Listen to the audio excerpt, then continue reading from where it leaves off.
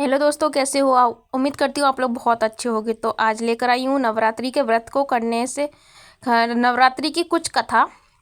नवरात्रि के व्रत को करने से पूर्व जरूरी है कि इस परम कल्याणकारी उत्सव की पवित्र कथा को जाना जाए।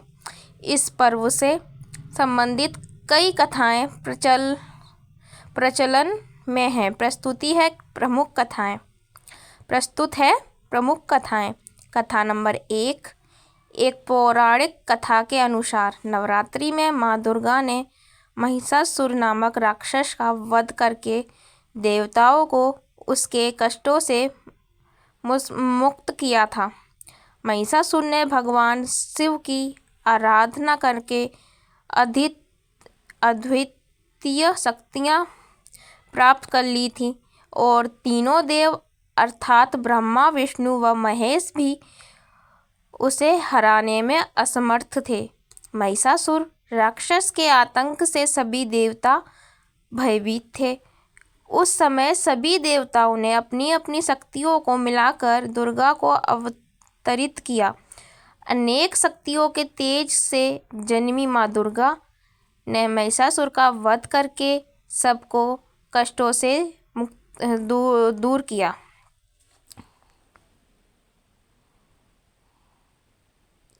कथा नंबर 2। एक नगर में एक ब्राह्मण रहता था।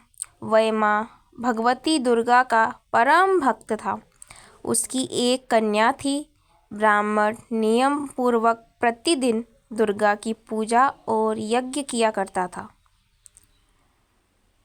सुमति अर्थात ब्राह्मण की बेटी भी प्रतिदिन इस पूजा में भाग लिया करती थी। एक दिन सुमति खेलने में व्यस्त होने के कारण भगवती पूजा में शामिल नहीं हो सकी।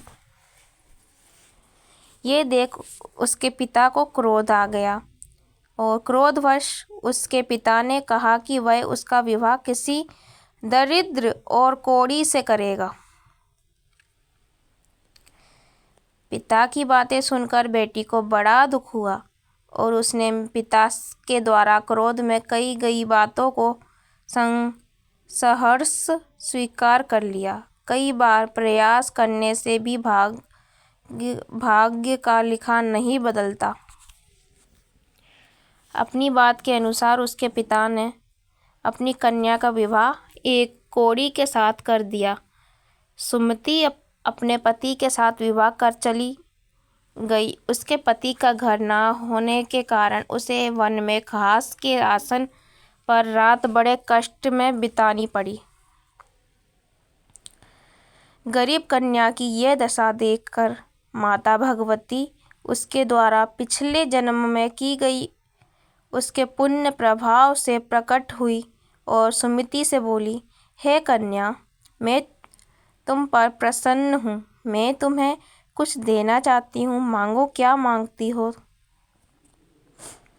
इस पर सुमति ने उससे पूछा कि आप मेरी किस बात पर प्रसन्न हैं? कन्या की यह बात सुनकर देवी कहने लगी, मैं तुम पर पूर्व जन्म के तुम्हारे पुण्य के प्रभाव से प्रसन्न हूँ। तुम पूर्व जन्म में भील की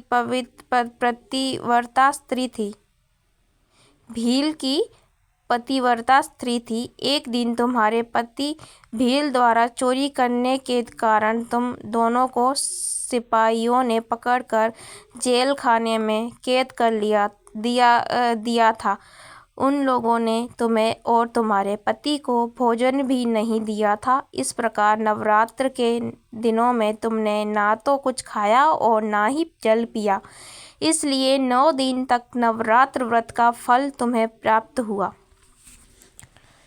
हे ब्राह्मणी, उन दिनों अनजाने में जो व्रत हुआ उस व्रत के प्रभाव से प्रसन्न होकर आज मैं तुम्हें मनोवांछित वरदान दे रही हूँ। कन्या बोली कि अगर आप मुझ पर प्रसन्न हैं तो कृपा करके मेरे पति का कोढ़ दूर कर दीजिए। माता ने कन्या की यह इच्छा शीघ्र पूरी कर दी। उसके पति का शरीर माता भगवती की कृपा से रोगहीन हो गया।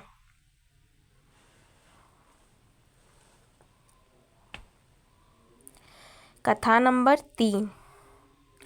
रामायण के एक प्रसंग के अनुसार भगवान श्री राम, लक्ष्मण व हनुमान समस्त वानर सेना द्वारा अश्विन शुक्ल प्रतिपदा से नवमी तक 9 दिनों तक माता शक्ति की उपासना कर दशमी तिथि को लंका पर आक्रमण प्राप्त किया था। इस तरह नवरात्रों में माता दुर्गा की पूजा करने की प्रथा के पीछे कई कथाएं प्रचलित हैं, जिसके बाद से ही नवरात्रि का पर्व आरंभ हुआ और माता दुर्गा की पूजा होने लगी। तो दोस्तों, नवरात्रि की ये कथाएं आपको कैसी लगी हमें ज़रूर बताना। अगर कथा अच्छी लगी है तो वीडियो को लाइक ज़रूर करना और हमारी ऐसी ही नई कथा वीडियो देखने के लिए हमारे चैनल को सब्सक्राइब करके नोटिफिकेशन बेल को ऑन कर देना, ताकि हर एक वीडियो का नोटिफिकेशन आप तक पहुँचे। मिलेंगे एक और नई कथा कहानी के साथ। तब तक के लिए राधे राधे, जय माता दी, धन्यवाद।